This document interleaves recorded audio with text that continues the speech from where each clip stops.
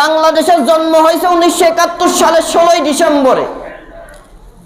ওই দিনের পরে যে সরকার গঠন হয়েছিল তাদের দায়িত্ব ছিল এই কোরআনের নামাজের বিল পাস করা, কিন্তু তারা তো করেই নি। করলো কি?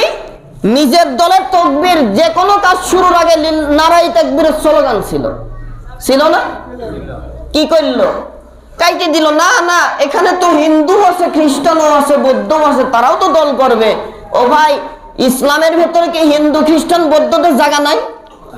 কথা কন নাকি ইসলাম আসলে ওদের সব মেরে ফেলে দেয়? বরং তারা ইসলামের কাছে ততটা নিরাপদ। একটা ভূমিষ্ঠ নব্য ভূমিষ্ঠ শিশু তার মায়ের কাছে যতটা নিরাপদ, তার থেকে হিন্দু খ্রিস্টান বৌদ্ধরা এই কোরআনের রাজ প্রতিষ্ঠা, কোরআনের সমাজের সকল নেতা কর্মীর কাছে তার থেকেও বেশি নিরাপদ। জিহাদ করার জন্য, লড়াই করার জন্য, প্রচেষ্টা করার জন্য, কিসের প্রচেষ্টা ভাই?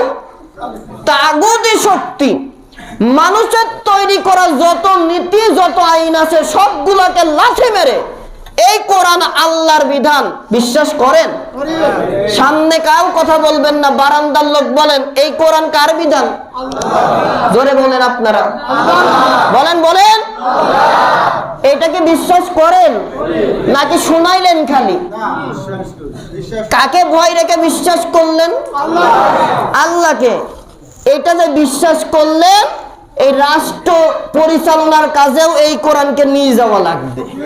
এটাই জিহাদ, এটাই সংগ্রাম, এটাই প্রচেষ্টা। আইন হবে আল্লাহর কোরআনের, আমার মতো চল্টু বল্টু হুজুরেরও না, এরপরে আমার মতো মানুষের তৈরি করা আইনও না, এরশাদ মুজিব আর জিয়ারও না, হাসিনার খালেদারও না। আইন হবে আল্লাহর দেওয়া কোরআনের। এটাই হচ্ছে ওয়াল জিহাদু ফি সাবিলিল্লাহ, আল্লাহর পথে জিহাদ করা। ভাই একটু রাগ করলেন না? মাথাটা অনেকের নিচ হয়ে গেল তো ভাই, রাগ নিশ্চয়ই করেছেন, করেন নাই তো? তাহলে আজকে থেকে আপনাদের দায়িত্ব, আল্লাহ আমাকে দিয়ে বলালেন, আমারও দায়িত্ব, আপনারও দায়িত্ব। ইয়া আইয়ুহাল্লাযীনা আমানু কু আনফুসাকুম ওয়া আহলিকুম নার, ঈমানদার নিজে জাহান্নামের আযাব থেকে বাঁচো, তোমার আহল পরিবারদের বাঁচাও। খতিব হিসাবে আপনারা আমার পরিবার, খতিব হিসাবে আমি আপনাদের পরিবার। আল্লাহ প্রদত্ত দায়িত্ব পালন করলাম। এবার নামাজে যে আল্লাহর আইন চলবে, আপনি যেই দল করেন সমস্যা নাই, নেতাকে বলেন কোরআন মানবেন তো, কোরআন দিয়ে রাষ্ট্র চালাবেন তো। যদি বলেন না ওটা নামাজের জন্য, রাষ্ট্র কোরআন দিয়ে চলতে পারে না, শুধু আমরা বিসমিল্লাহ প্রতিস্থাপন করেছি এই যথেষ্ট, লাথি মেরে কোরআনের আইনের কাছে আসতে হবে। পারবেন ইনশাআল্লাহ? আল্লাহ আপনার দায়িত্ব নেবে জীবনের গুনাহ মাফ করার। ও ভাই, জীবনের গুনাহ যদি মাফ হয়, 80 বছরের জীবনের গুনাহ, শুধু তাই না, আল্লাহ বলছে এমন কবিরা গুনাহ করেছে যা তওবা করা ছাড়া মাফ করব না। কিন্তু এই কোরআনুল কারীমের আইন প্রতিষ্ঠা করার জন্য সংগ্রাম করার কারণে অনেক কবিরা গুনাহ আমি আল্লাহ নিজের দায়িত্ব নিয়ে মাফ করে দেব। এর থেকে বড় পুরস্কার কিছু আছে? আল্লাহ যেন তৌফিক দান করেন। জোরে বলেন আমিন। আউযু বিল্লাহি মিনাশ শাইতানির রাজীম। বিসমিল্লাহির রাহমানির রাহিম। ইয়া আইয়ুহাল্লাযীনা আমানু হাল আদুল্লুকুম আলা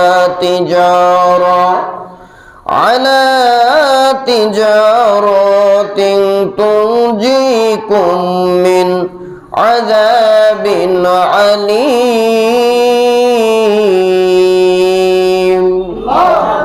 ইয়া আইয়ুহাল্লাযীনা আমানু, হে ঈমানদারগণ, হাল আদুল্লুকুম আলা তিজারা, আমি কি তোমাদের একটি লাভজনক ব্যবসার সন্ধান দেব?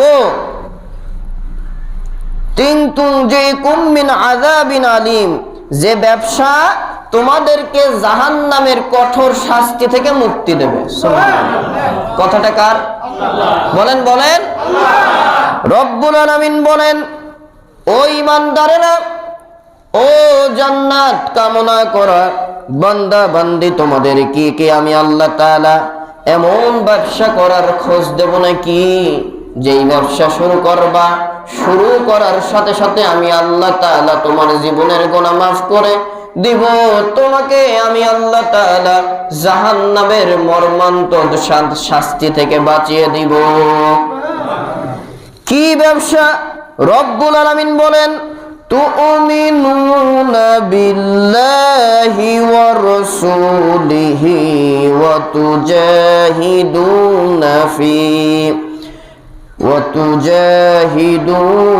ফি সাবিলিল্লাহি বিআমওয়ালিকুম ওয়া আনফুসিকুম যালিকুম খায়রুল লাকুম ইন কুনতুম তা'লামুন।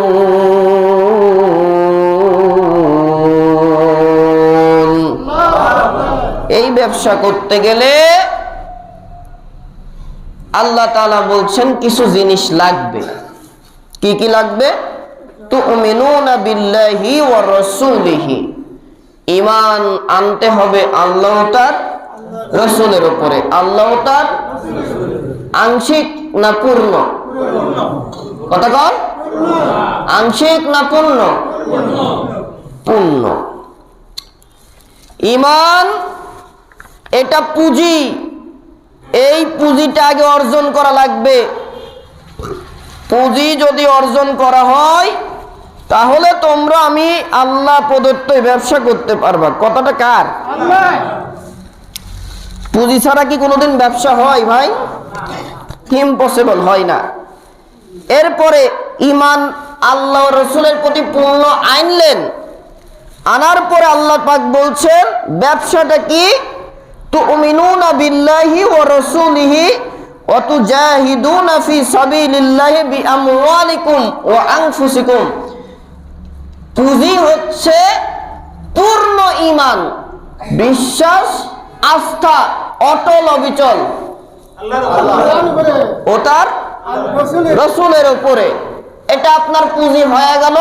ব্যবসা করবেন, কি ব্যবসা? ওয়া তুজাহিদুনা ফি সাবিলিল্লাহ, জিহাদ করো, সংগ্রাম করো, লড়াই করো। কতক্ষণ?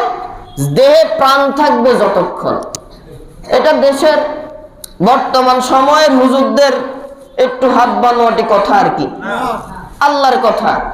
পুঁজি একটা দিলাম, এই একটা সম্বল অর্জন করবা। এবার ব্যবসা একটাই, সেটা কি? জিহাদ করা। জিহাদের অর্থ লড়াই করা, সংগ্রাম করা, প্রচেষ্টা করা, প্রচেষ্টা করা। জমিন আল্লাহর, এই জমিনে আল্লাহর ইসলাম, আল্লাহর প্রদত্ত আইন, এই আল্লাহ প্রদত্ত আইনকে প্রতিষ্ঠা করতে হবে। সম্মানিত মুসল্লিন একরাম, আল্লাহ প্রদত্ত আইন কোনটা? কোন কিতাব? এটা আল্লাহর আইন। কোন কিতাব? এই কোরআনের আইন মুমিন যারা হবা তার নিজের জীবন দিয়ে যেমন বিশ্বাস করলে এটা আমি আল্লাহর বিধান, এটা আমি আল্লাহর আইন, তোমার ব্যক্তি জীবন থেকে শুরু করে সব জায়গায় আপনারা মানবেন না, জবান ছাড়েন না কেন? কি এটা মনে হয় আমাদের লেখা কিতাব নাকি? বলেন বলেন, কি কার কিতাব এটা? বলেন আল্লাহর কিতাব। সন্দেহ আছে নাকি? প্রশ্ন যদি করেন কোরআন আল্লাহর কিতাব, এটা তো মোটামুটি নামাজের জন্য চলে আর রাজনীতির জন্য চলে না, আপনি কাফের হয়ে যাবেন। মহান রব্বুল আলামিন কোরআনে কারিমে বলেন, নাযালনা আলাইকাল কিতাবা তিবয়ানান লিকুল্লি শাইইন। আল্লাহু আকবার।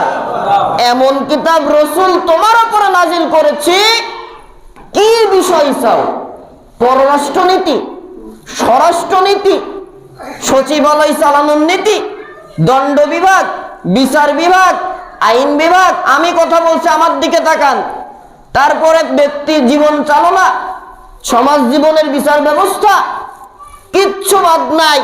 তোমার জন্ম না, তোমার অস্তিত্ব ছিল না, অনস্তিত্ব থেকে অস্তিত্ব দান আবার মারব, আবার জীবিত করব, জান্নাত জাহান্নামে স্থায়ী বাসিন্দা করব, সব কিছু চলার জন্য যা যা দরকার সব বিষয়ের সুস্পষ্ট বর্ণনা আমি আল্লাহ কোরআনে নাজিল করে দিয়েছি।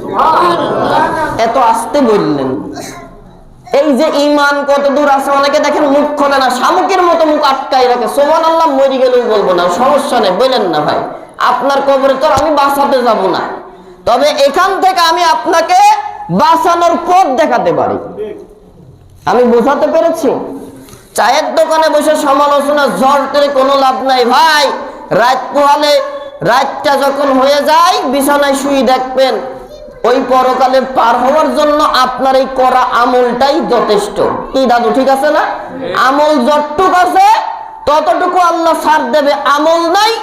ওমাই ইয়ামাল মিসকাল যাররাতিন শাররান ইয়ারা, যাররা পরিমাণ একটা অণুকে ভেঙে পরমাণু হয়, একটা সরিষার দানাকে ভেঙে 40 টুকরা করলে যেই অংশ পাওয়া যায়, এই অংশের গুনাহরত অবস্থায় মরবে, আল্লাহ বলেন আমি এর শাস্তি ওই দিন দিয়ে দেব। আল্লাহু আকবার। তাহলে কি বাঁচার পথ আমাদের দরকার আছে ভাই? এই জন্য আল্লাহ বলছেন হাল আদুল্লুকুম আলা তিজারাতিন তুনজিকুম মিন আযাবিন আলীম। ও বান্দা, আর কত দেখেও না দেখার ভান করবা, আর কত শুনেও না শোনার ভান করবা? একটা পদ পদবী আমি আল্লাহর পদ থেকে তোমাকে সরাই দিল। অমুক রাজনৈতিক দলের সভাপতি, ওয়ার্ড সেক্রেটারি, ওয়ার্ড সভাপতি, ওয়ার্ড অর্থ সম্পাদক, বাস, এটাই তোমাকে আমি আল্লাহর ব্যবসা থেকে সরাই দিল। অথচ মরে যাওয়া না, ঘুম পড়ো, এই ঘুম থেকে জাগানোর মালিক কিন্তু আমি আল্লাহ। কি বেশি বলে ফেলছি নাকি? ঘুমানোর আগে দোয়া রাসূল শিখিয়েছেন, কি দোয়া পারেন? এই তো মাশাআল্লাহ, আমার সাথে বলেন আল্লাহুম্মা বিইসমিকা আমুতু ওয়া আহইয়া। আমুতু, ও আল্লাহ তোমাকে স্মরণ করে আমি বলছি তোমার নামে মরলাম। আমুতু মানে কি? মরে গেলাম। ঘুমানো আরেকটা অর্থ মরে যাওয়া। তার মানে আহইয়া, জাগবো তখন তুমি যদি জাগাও, না হলে আমি তোমার রাহে চলে আসলাম। ঘুমানোর আগে রাসূল শিখিয়ে দিল এই দোয়া পড়লেন। ভাই মনে করেন ঘুমানোর ভিতরে রুহুটা নিয়ে চলে গেল, ফজরের আজানের সময় টের আর পাইলেন না। কি দুনিয়ার ওই যেই দলের জন্য ওয়ার্ড সভাপতি সেক্রেটারি, তারপরে পৌর সভাপতি সেক্রেটারি, পৌর যুগ্ম মহাসচিব, এরপরে জেলার সভাপতি সেক্রেটারি, যেই পদের জন্য মারামারি টাকা ঘুষ দিলেন, পদ বাঁচাবে তো? কথা বললেন না যে ভাই, আমি বোঝাতে পারছি কিনা? বাঁচাবে? একটা জিনিস বাঁচাবে, কিচ্ছু নাই। আপনার আমল ছিল আল্লাহর এই কোরআন দিয়ে। কি দিয়ে বলেন না? নামাজ পড়েছেন, দলিল ছিল কোরআনে। রোজা করেছেন, কোরআনের নিয়মে। রাজনীতি বিশ্বাস করেছেন, রাজনৈতিক স্লোগান দিয়েছেন এই কোরআনে বর্ণিত পন্থার আলোকে। ভাই আপনি কিছু জানেন না, কোন দলের নেতা কর্মীও না, বা কোন দলকে সমর্থন করেন না, তবে বিশ্বাস করেন কোরআন নিয়ে যে রাজনৈতিক দল আছে আমি তাকেই সমর্থন দেব, ভোট দেব, এতটুকু বিশ্বাস রেখেছেন। দলের কোনো পদ পদবি নাই, এর ওসিলায় আল্লাহ আপনার জীবনে গুলো মাফ করুন। দলিলটা নেন, রব্বে কারিম বলছেন কি? ওয়াতুজাহিদুনা ফি সাবিলিল্লাহ, বিশ্বাস করে তারা এই আমার জমিনে আমার আইন, কোরআনের আইন প্রতিষ্ঠা করা দরকার, এর জন্য জিহাদ সংগ্রাম লড়াই করে যায়, প্রচেষ্টা করে যায়। কি দিয়ে? এই লড়াই করতে গেলে, ব্যবসা করতে গেলে কিছু তো লাগবে, লাগবে না? আল্লাহ তাআলা সেটাও বলছেন, কি দিয়ে করবো জিহাদ? মুখ দিয়ে জিহাদ জিহাদ জিহাদ চাই, লাঠি শুটে দেখলে আমরা নাই, জিহাদ জিহাদ জিহাদ চাই। দলের একটা হুমকি আর ধামকি দেখলে ওই দলের কাছেও নাই, এই কথা বলে কোনোদিন জিহাদ করা যাবে না। কি দিয়ে করব? আল্লাহ তাআলা সূরা সফের 11 নম্বর আয়াতে কারিমায় বলছেন কি? বিআমওয়ালিকুম ওয়া আনফুসিকুম, তোমাকে আমি আল্লাহ যে মাল আর সম্পদ, অর্থ সম্পদ দিয়েছি, যা যখন লাগবে এই ইসলাম প্রতিষ্ঠার জন্য দিয়ে দিতে হবে। তার মানে তোমার এই পেটটা চালানোর জন্য যতটুকু দরকার ভাইজান আমার দিকে তাকান, এই পেট বাঁচানোর জন্য যতটুকু দরকার, পরিবার বাঁচানোর জন্য যা দরকার, এর কি প্রয়োজন যদি হয় 5 বিঘা জমি সব আল্লাহর রাস্তায় দিতে হবে। প্রয়োজন যদি হয় ব্যাংকের ব্যালেন্সের টাকাগুলো দরকার ইসলাম প্রতিষ্ঠার জন্য, তাও দিতে হবে। কথা তো আমাদের বানুয়াটি কথা, হ্যাঁ? কার কথা? এই যে বিআমওয়ালিকুম, তোমার মাল দাও আগে, ওয়া আনফুসিকুম, এমন পরিস্থিতি হয়ে গেছে হক আর বাতিল দুইটা পক্ষ একই রকম মানুষ দেখা যায়। তোমার কলিজার টুকরা ছেলে চলে গেছে বাতিলের পক্ষে, তুমি চলে আসো ইসলামের পক্ষে। ওকে জেহাদ করে জেহাদের ময়দানে যদি অস্ত্র ধরার আগে ওর বিপক্ষে অস্ত্র ধরতে হবে, হয় মরবা না হয় মারবা। কার কথা এটা? বলেন না, মনে হয় রাগ করতেছেন নাকি? সম্মানিত উপস্থিতি, এই কথার দলিলটা নেন। বদরের যুদ্ধ যখন শুরু হয়ে গেল, বদরের যুদ্ধের পরে অনেক সাহাবী ঈমান আনয়ন করলেন। একজন জলিলুল কদর সাহাবী, তার কলিজার টুকরা সন্তান তার কাছে এসে বলে, বাবা গো, ওই যে বদরের যুদ্ধ হয়েছিল, ওই যুদ্ধে বাবা আপনাকে কিন্তু আমি দেখেছিলাম, আমি আপনার ছেলে জিহাদের ময়দানে মুসলমানদের পক্ষে তরবারি ধরতে কিন্তু আমি দেখেছিলাম। শুধুমাত্র আপনি আমার বাবা বলে আমি আপনার কাছে যাই নাই, কাফের অবস্থায় এই আচরণ করেছি। বাবা জবাব দিচ্ছে, ও কলিজার টুকরা ছেলে, ও আমার ঔরসজাত ছেলে, ওই অবস্থায় যদি আমি সাহাবী, আমি রসুলের সাহাবী, তুমি সন্তানকে দেখতাম যে ইসলামের বিপক্ষে তুমি তরবারি উঁচু করেছো, আমি ভুলে যেতাম তোমার শরীরে আমার রক্ত প্রবাহিত হয়, আল্লাহ তার রসুলের জন্য তোমার গলায় তরবারি চালাতে আমি 2 বার ভাবতাম না। সুবহানাল্লাহ। এটাই ঈমান। এইরকম পরিস্থিতি আল্লাহ তাআলা কিয়ামত পর্যন্ত দিবেন। এর একটাই কারণ, আল্লাহ তাআলা চান পরীক্ষা করতে এই আমার বান্দারা এই কোরআনকে কতটা গুরুত্ব দেয়। মুখে বললে হবে না, কাজ দ্বারা আমি আল্লাহ প্রমাণ করে নেব। কোন হুজুরের সার্টিফাইড লাগবে না। কিয়ামতের ময়দানে আমার আপনার জন্য যদি এই কোরআন বলে, ওগো আল্লাহ, আমি তোমার কিতাব আল কোরআন সাক্ষ্য দিচ্ছি এই বান্দা আমার পক্ষে জীবন অতিবাহিত করেছে, আল্লাহর রসুল এই কোরআনের সার্টিফিকেট দেওয়ার পরে রসুল আপনাকে উম্মত হিসেবে চিনবে, এরপরে আল্লাহ তাআলার কাছে আপনার জন্য সুপারিশ করবে। না হলে যতই নবীর প্রেমের মালা গাঁথেন না কেন ও মুসলমান, মরে দেখেন কোরআন যদি কিয়ামতের ময়দানে আপনার পক্ষে, আপনার আমলের পক্ষে সুপারিশ না করে, মুহাম্মাদুর রাসূলুল্লাহ আপনাকে চিনবে না। বেশি বললাম? কথাটা কে বলেছেন? আল্লাহর রাসূল।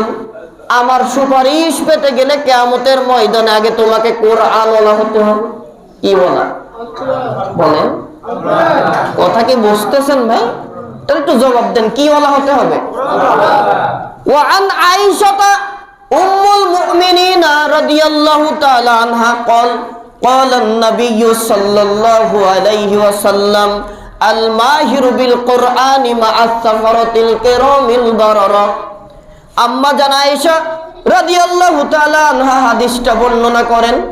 ইমাম বুখারী তার বুখারীর ভেতরে হাদিসটার ইবারত এনেছেন, আল মাহিরু বিল কুরআনি মা আস-সাফরাতিল কিরামিল বারারা। দুনিয়ার জমিনে আল্লাহর নবী বলেন, দুনিয়ার জমিনে আমার যে উম্মত এই কোরআনুল কারীম শিখবে। কি শিখবে?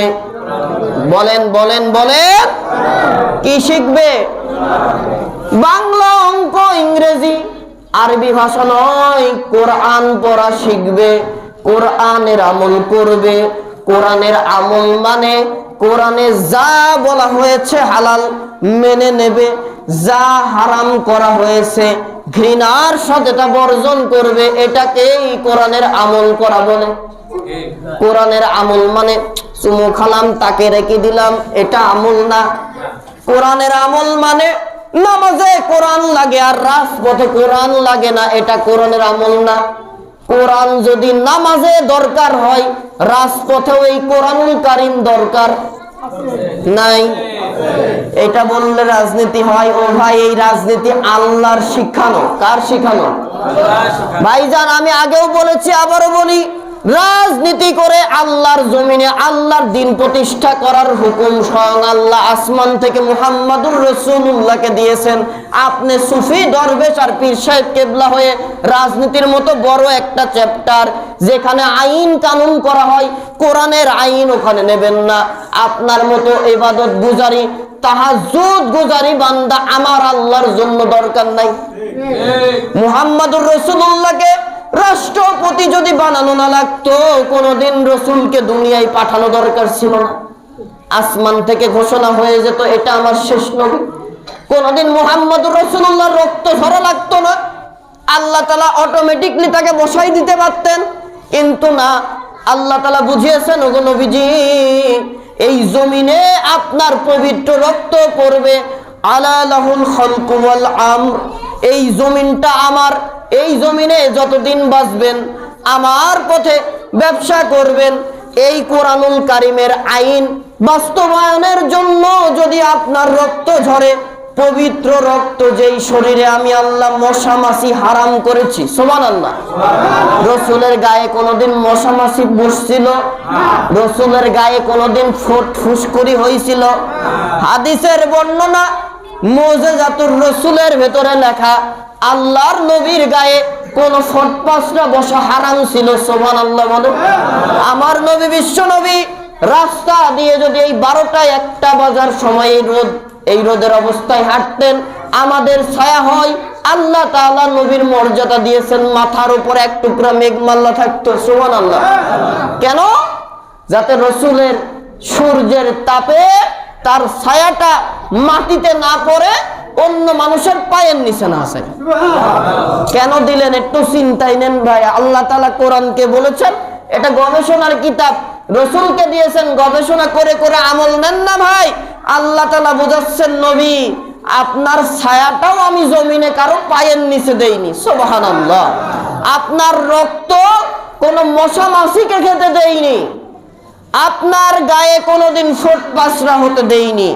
কিন্তু তায়েফের মাঠে গেলেন, ইসলামের দাওয়াত দিতে, মার খেলেন।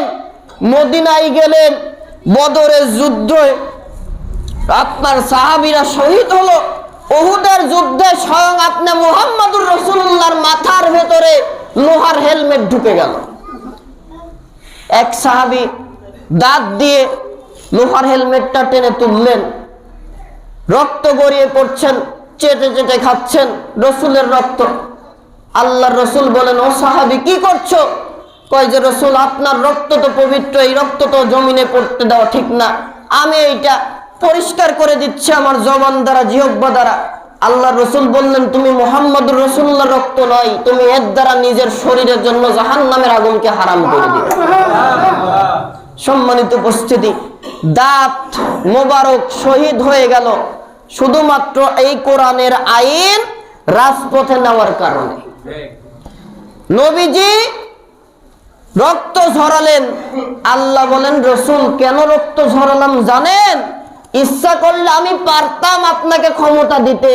কাফের মুশরিকরা, নাস্তিকরা বলতো এটা তোমার আল্লাহর জাদু ছিল, এই জন্য ওখানে যাওয়া লাগছে, তোমার সংগ্রাম করা লাগেনি। এজন্য তুমি নবী মুহাম্মাদুর রাসূলুল্লাহর পবিত্র রক্তকে এই জমিনে ঝরিয়ে তোমার রক্তের বিনিময়ে মদিনা নামক রাষ্ট্র তোমাকে উপহার দিয়েছি। এর মাধ্যমে মক্কা মদিনা নামক আদর্শ রাষ্ট্র তোমাকে বিজয় দান করে দিয়েছে। তাহলে এটা রসুলের জন্য ছিল, আমাদের জন্য এই রাজনীতি আর নাই।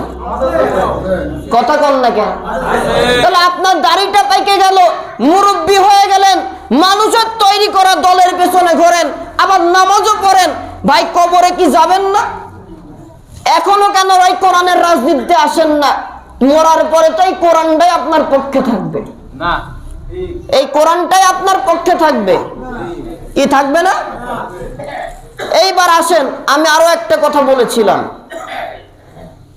আমার আলোচনা রিলেটেড, এটা আল্লাহর ব্যবসা বাণিজ্য, জিহাদ। কিসের জিহাদ? এই কোরআনুল কারীমকে এই জমিনে টিকিয়ে রাখার জিহাদ। সম্মানিত উপস্থিতি, বোঝানোর জন্য বলি, স্বৈরাচার ফ্যাসিস্ট হাসিনা 8 সালের যত্রতত্র ঘুষের নির্বাচনের মাধ্যমে যখন স্বৈরাচার হাসিনা, আমার দিকে তাকান, একটু স্বীকারোক্তি দেবেন যদি মনে থাকে, ওঠার 2-1 বছর পরে একটা আইন কিন্তু করেছিল যে এত টাকা আমার সরকারি কর্মকর্তা কর্মচারীদের বেতন দেওয়া হয়, তো আমি একটু কাজটা বেশি নেব, কি করো, ঘড়ির টাইম 1 ঘন্টা আগাইয়ে দাও। কি এরকম ছিল আইন? তবে এটা মসজিদে ঢুকছিল না, মসজিদে ঢুকেছিল না। ওই একটার নামাজ আমরা প্রকৃত একটাই পড়লেও তখন পড়া লাগতো কয়টাই? হ্যাঁ, তা কেমনে 12টা 15। কথা কি বোঝাতে পারছি? আল্লাহ তাআলা সূর্য উঠাচ্ছে এখন মনে করেন 6টা 35-এ, ওই সময় সূর্য উঠতো, হাসিনার টাইম 5টা 35 আগাই নিয়েছে। কিন্তু হাসিনার নিয়ম অনুসারে আল্লাহ মনে হয় সূর্যকে 1 ঘন্টা আগাই দিছিল নাকি? পরে কয়েক মাস যেতেই বললো কি এটা আর হচ্ছে না, আবার পিছাও। তার মানে যেখানকার জিনিস সেখানে দিয়ে দাও। করা কি হয়েছিল? এই আইন কি মসজিদের ঘড়িতে ঢুকেছিল? অবশ্যই ঢুকেছিল, মসজিদের আইন ঘড়িতে ঢুকেছিল। যদি না ঢোকান আপনি রাষ্ট্রের আইন মানেন নাই। এইবার আসেন, সারা দেশের জনগণ মানতে বাধ্য হলো কেন? এই দেশের সরকারের আইন, এই নামাজটা সরকারের বিধান, এটা হুজুরের ওয়াজের বিধান না। আমি কি বুঝাতে পারছি? আকিমুস সালাহ, আকামুস সালাহ, এই শব্দটা সরকারের কাজ, এটা আমাদের হুজুরদের কাজ না। ওই জায়গায় যারা যাবে তারা এই বিল আগে পাস করবে, আকিমুস সালাহ, নামাজের বিল। এই 91% মুসলমানের দেশে প্রতিষ্ঠা করতে হবে, যেই দেশের পার্লামেন্টে সংখ্যাগরিষ্ঠ মুসলিম প্রতিনিধিত্বকারী সরকারের জনপ্রতিনিধি আছে, এবং যেই দেশে 91% মুসলমান, যেই দেশ আলেম ওলামার দেশ, যেই দেশ মসজিদ মাদ্রাসা ইমাম মুয়াজ্জিনের দেশ, এই দেশে আজান যখন হবে, যত মুসলমানরা আছে সাবালক, যত মুসলমান আছে স্বাধীন, যত মুসলমান আছে সুস্থ, আজানের সাথে সাথে কোথায় ঢুকবে? এটা তো হুজুরদের বিধান। কার বিধান? এই মাথা ঝুঁকাবেন না প্লিজ, এটা আল্লাহর ঘর, আপনারা অ্যালার্ট থাকেন, জবাব দেন। কার বিধান এটা? বিশ্বাস করেন কিন্তু কাজ করেন না। যদি কাজ করতেন, এই বাংলাদেশের জন্ম হয়েছে 1971 সালের 16 ডিসেম্বরে। ওই দিনের পরে যে সরকার গঠন হয়েছিল তাদের দায়িত্ব ছিল এই কোরআনের নামাজের বিল পাস করা, কিন্তু তারা তো করেইনি। তারা করলো কি? নিজের দলের তাকবীর, যে কোনো কাজ শুরুর আগে নারায়ে তাকবীরের স্লোগান ছিল না? কি করলো? কাইতে দিল। না না, এখানে তো হিন্দু আছে, খ্রিস্টানও আছে, বৌদ্ধ আছে, তারাও তো দল করবে। ও ভাই, ইসলামের ভেতরে কি হিন্দু খ্রিস্টান বৌদ্ধদের জায়গা নাই? কথা কন নাকি? নাকি ইসলাম আসলে ওদের সব মেরে ফেলে দেয়? বরং তারা ইসলামের কাছে ততটা নিরাপদ।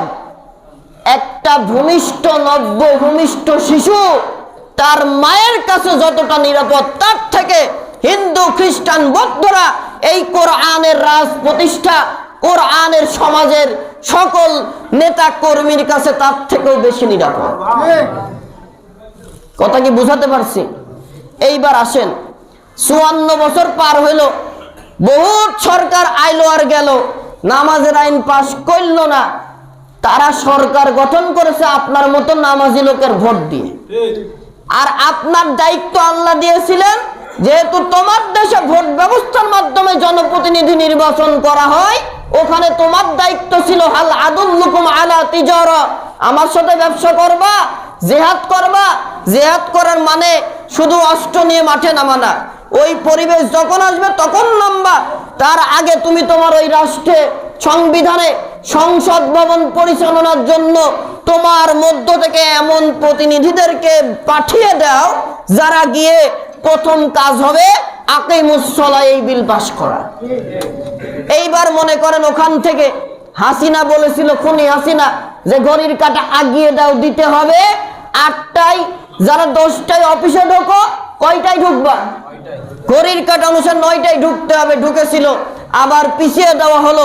ওইখানে যদি নামাজের বিল পাস করে, ও ভাই, সুস্থ সাবালক এবং বিবেকবোধ সম্পন্ন পুরুষ যারা আছেন, প্রত্যেকে আজান হলে সাথে সাথে জামাতেও নামাজ আদায় করবে, অন্তত আল্লাহর ভয় যতটুকু হোক না হোক সরকারের শাস্তি থেকে বাঁচার জন্য। আর যেই দেশে নামাজ থাকে সেই দেশে কি অন্যায় জুলুম সুযোগ আছে? পেছনে কথা বলবেন না প্লিজ। ওয়াইজা কুরিয়াল কুরআনু ফাসতামিউ লাহু ওয়ানসিতু লাআল্লাকুম তুরহামুন। আমার বাপ দাদার কাহিনী বলতে আসি নাই। কিয়ামতে জাহান্নামের কেসি দিয়ে আমার জিহ্বা কাটবে, এত কিছু হিসাব করে আমি এখানে কথা বলছি কোরআন থেকে, দায়িত্ব নিয়ে কথা বলছি। অতএব আপনারা যদি ডিস্টার্ব করেন কবিরা গুনাহ করবেন। যতক্ষণ কথা হবে চুপ করে থাকবেন। এখানে বাংলাদেশের যদি এখন প্রধানমন্ত্রীও আসে, তাকেও সম্মান দেওয়া যাবে না যতক্ষণ কোরআনের কথা চলবে। এটাই নিয়ম, এটাই মুসলমানদের নীতি। প্লিজ আমার দিকে তাকান। আমি যেটা বোঝাতে চাচ্ছি, আল্লাহ তাআলা বলছেন সূরা সফের 11 নম্বর আয়াতে যে আমার সাথে ব্যবসা ঈমান নিয়ে, ঈমান আমি আল্লাহ আমার নবীর উপরে আনবা। ব্যবসাটা হচ্ছে অতুজাহিদুনা ফিস সাবিলিল্লাহ, আমি আল্লাহর পথে সংগ্রাম করা। কিসের সংগ্রাম করবা? এই নামাজ হুজুররা ওয়াজ করে জীবনেও 10 জনকে প্রকৃত নামাজি বানাতে পারবে না। রাষ্ট্রের আইনে যেদিন নামাজের বিল পাস হবে, ওই দিন থেকে 91 মুসলমান, 100 জনের 91 জন মুসলমানই নামাজ পড়তে বাধ্য হবে। আর এইগুলো পাহারাদারি করার জন্য থাকবে প্রশাসন বিভাগ। নামাজ হয়ে যাবে, যে যে যার কাজে আবার চলে যাবে। সানি জামাতে প্রশাসনের লোকেরা নামাজ আদায় করবে। সম্মানিত উপস্থিতি, এই কাজটা আপনার আর আমার দায়িত্ব। এই 91% মুসলমানের দেশের রাষ্ট্রপ্রধান এমন নির্বাচন করার দায়িত্ব আপনাদেরকে আল্লাহ দিয়েছেন। যেই দায়িত্ব বা ব্যবসার কথা আল্লাহ তাআলা বলছেন, মিনিমাম তাকে বাইতুল মুকাররমের জুমার খুতবা দেওয়ার যোগ্যতা থাকতে হবে। বলেন, এবার আপনি যার ভোট করলেন, যার টাকা নিয়ে চললেন, ভোটের আগেও কিছু পীর সাহেব কেবলা আসবে ফেরেশতার সুরতে, রাতের আধারে 500-1000 করে টাকা মারতি। আবার কিছু কিছু লোক আছে এটা আবার ঘুরিয়েও যাবে, 500 টাকা বললাম, অন্যরা তো কিছুই দিল না, খালি মুখের সান্ত্বনা, না যা মাইরেই দে। একটা ভুল করবেন, হাসিনা তো 17 বছর নেছে, এরকম লোক আপনার কত বছর নেবে আপনি টেরও পাবেন না। এই জন্য ভুল না করে সবকিছুতে আল্লাহর কোরআনকে সামনে নিয়ে, রাসূল বলছেন কোরআনের আমল যারা করে, আল মাহিরু বিল কোরআনি মা সাফরাতিল কিরামিল বারারা, দুনিয়াতে যারা কোরআন পড়েছে, কোরআনের আমল করেছে, তার মানে কোরআন যেখানে আছে ওই বান্দাবান্দি সেখানে ছিল। কোরআন যেখানে নাই, ও বাপের দল হলেও ওখানে নাই। কথা কি বোঝাতে পারছি?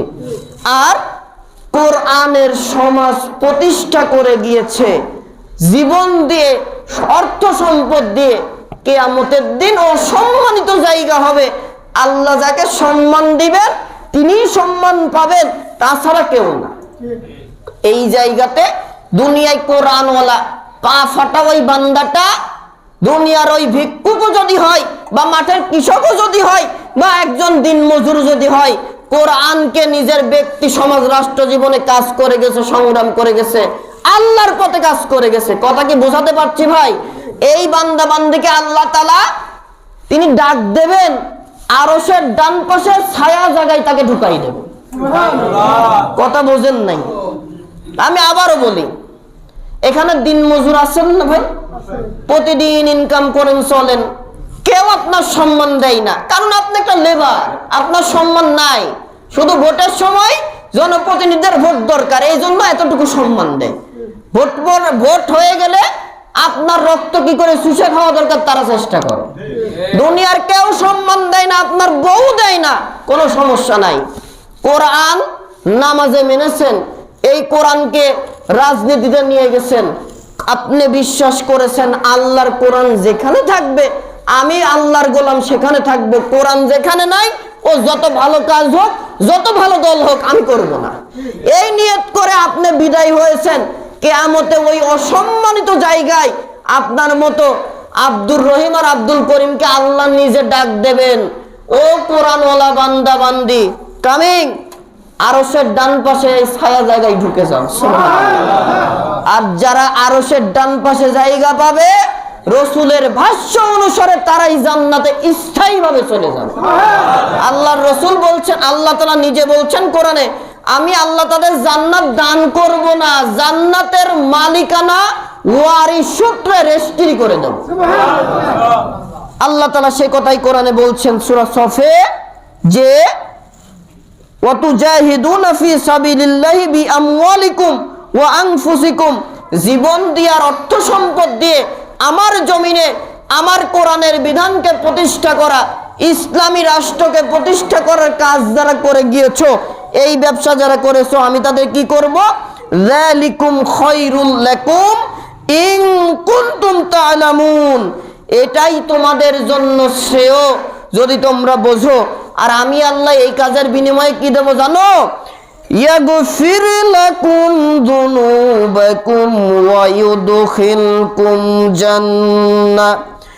ইউদখিলকুম জান্নাতিন তাজরি মিন তাহতিহাল আনহারু ওয়া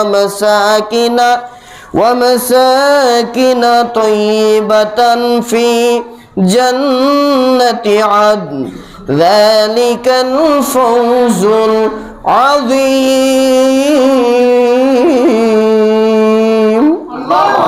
যারা এই কাজ করেছে আমি আল্লাহ তাআলা এর প্রতিদানে তার জীবনের গুনাহ কত দূর, এই জমিন থেকে যদি 500 বছরের রাস্তা আকাশ পর্যন্ত হয়, সব নিজ দায়িত্বে মাফ করে দেব। শুধু তাই করব না, কিয়ামতের দিন তাদেরকে প্রবেশ করাবো এমন এক সুসজ্জিত জান্নাতে যার তলদেশ দিয়ে ঝর্ণাধারা প্রবাহিত থাকবে। এই 2-4 জন সুবহানাল্লাহ বললেন, আর বাদ বাকি কারো জবানে সুবহানাল্লাহ নাই। ভাইজান, আল্লাহ তাআলা এইগুলা করবেন, এই নিয়ামতের বর্ণনা শুনেও যদি সুবহানাল্লাহ এই শব্দটা বলতে না পারেন, আপনার ঈমান প্যারালাইসিসের ঈমান। দলিল নেবেন, কোরআনে আল্লাহ বলছেন ওয়াইজা তুলিয়াত আলাইহিম আয়াতুহু যাদাতুহুম ঈমানা, ঈমানদার তারাই যাদের সামনে কোরআন তেলাওয়াত করা হয়, কোরআনের ওয়াজ করা হয়, কোরআন দিয়ে আমার নিয়ামতের বর্ণনা করা হয়, যত শুনে তত তার ঈমানের জজবা বেড়ে যায়। সুবহানাল্লাহ বলার জন্য হুজুরের ওয়াজ করে না, কথা বুঝলে ঈমানি দায়িত্বে বলে, তার মানে বুঝতে হবে সে প্রকৃত ফার্স্ট ক্লাস ঈমানদার। আর আপনার মুখ শামুকের মতো আইটি থাকে, অন্য সময় আপনার মুখের চোটে পাখিও বসতে পারে না, এটাও ঠিক। যাক ভালো। এইবার আসেন, আল্লাহ তাআলা বলছেন শুধু জান্নাতই দেব না, আল্লাহ তাআলা তোমাদেরকে আরো প্রবেশ করাবেন জান্নাতের স্থায়ী নিবাসস্থলে, সুন্দর ঘর সমূহে। আর এটাই হচ্ছে সবচেয়ে বড় সাফল্য। সুবহানাল্লাহ। রব্বুল আলামিন আরো বলেন ওয়া উখরা তুহিব্বুনাহা নাসরুম মিনাল্লাহি ওয়া ফাতুহুন করিব ওয়া বাশশিরিল মুমিনিন। আল্লাহু আকবার। আর একটি বড় অনুগ্রহ রয়েছে যা তোমাদের একান্ত কাম্য, তা হচ্ছে আল্লাহ থেকে সাহায্য ও ময়দানে আসন্ন বিজয় তোমরা মুমিনদের সুসংবাদ দিয়ে দাও। তাহলে কি আল্লাহ জান্নাত দান করার কথা বললো? এখানে কি বললেন?